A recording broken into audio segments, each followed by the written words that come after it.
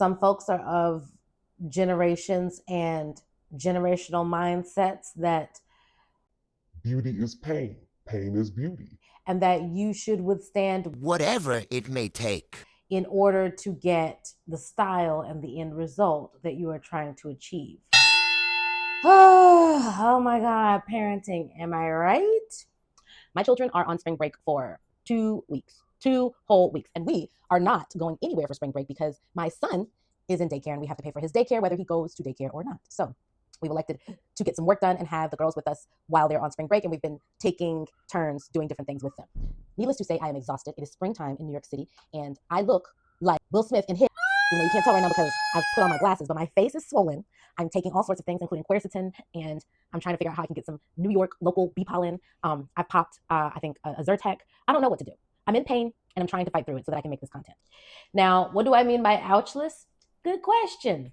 The short of it is that I believe that in the mind-body-soul connection that we are fostering for our children, we are the first folks who help them to create foundation. And so in helping them to create foundation as it relates to identity, and in particular with kids who have kinky, curly, coily hair, the grooming process and, beautifying process and just like taking care of them process, it is important that this process is not one that is causing trauma. Stay with me here. There are a couple of different schools of thought around this.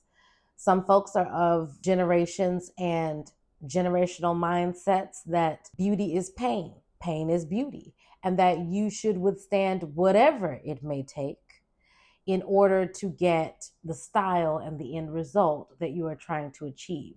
There are other schools of thought that just believe that they should let their children have their hair be unkempt and they'd rather just leave it. Maybe they'd like to start some freeform locks, do that method. And then there's another school of thought, which I think that I fall into, which is that the grooming process doesn't have to be painful, but we can also, take time and care and a pour, love into doing our children's hair in a very meticulous manner where it doesn't cause any residual harm. And this came about because both of my children are particularly tender-headed.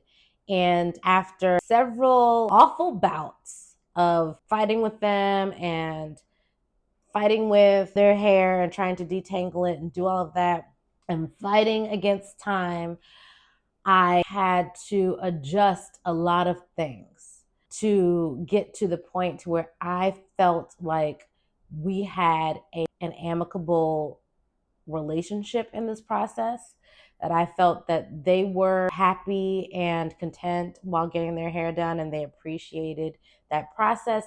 And I also was happy and content with the plan that I set forth for their hair and the end result. One of my daughters has Microlocs. I call them Isis locks because my mother started a derivative of sister locks called Isis locks. She learned from Joanne Cornwell how to do this method, and Joanne told her to call them Isis locks. So I once had Isis locks in the past, and I learned from my mother about how to do this technique. My mother is Isis Brantley, and I've learned a plethora of things from her as the goddess and queen of natural hair care in all of the land. But yes, one of my daughters has Microlocs because she is tender-headed.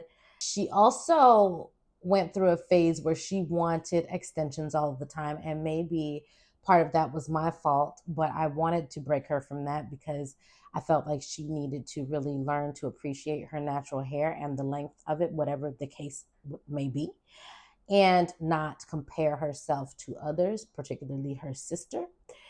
Also, it's easier for us to maintain given all of the activities that she has, including gymnastics and soccer and tennis and whatever else may come about. So I landed on this as a style that I felt would boost her self-esteem and her confidence, and allow her to really have versatility when it comes to doing her hair, because now like we can braid yarn on top, we can curl it, we can plait it and then unplait it and it's crinkly. We can do lots of different things with this style, and at the same time she can wake up and also do her own hair without feeling that we have to go through the whole detangle, conditioning, washing process, all just to do an afro puff. So my other daughter has a big bush of hair, and she does not have Ouchless Microlocs, but her hair texture is such that it likes to tangle very easily. She's probably a good candidate for locks, but she doesn't want them. So I have to keep her hair in protective styles. I have to keep her hair braided. I have to keep her hair conditioned. I have to keep her hair washed so that it is not collecting lint, dust bunnies, any of those sorts of things, and so that it is not tangling. And this is an ongoing process. And that is the child that would have my head if I so much as bring pain to 1 centimeter of her scalp. With that child, I had to purchase the infamous Revair blow dryer so that we wouldn't have to comb her hair out while blow drying when we're trying to straighten it, to clip the ends, or to have her go to a salon. And then I have also had to adjust how I do her hair because she has so much volume of hair that I can't necessarily do her hair within 1 hour, not even 2, maybe not even 3. It takes me a whole day to do her hair. So I had to find ways and tricks and hacks to make sure that this child is having a good experience in her grooming process, and so that I am not inflicting pain and trauma upon her, because I think we were almost headed down that road. And I don't want to regret these types of experiences with my child. So here we are.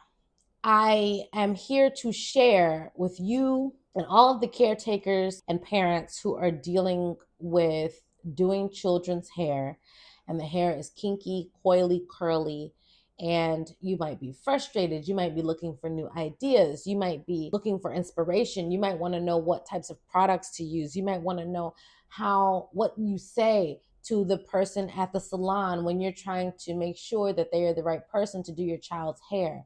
All of these things I will discuss. I will take you through my journey as a parent.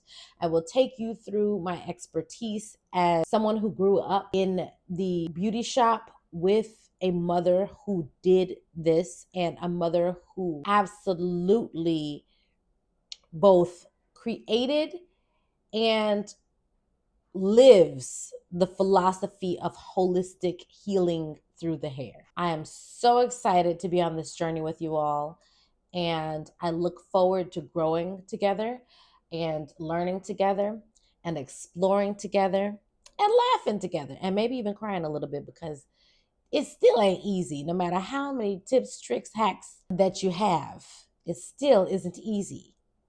But we will prevail, okay? We will prevail. The Ouchless Mama, there it is, you guys. So let's go for it.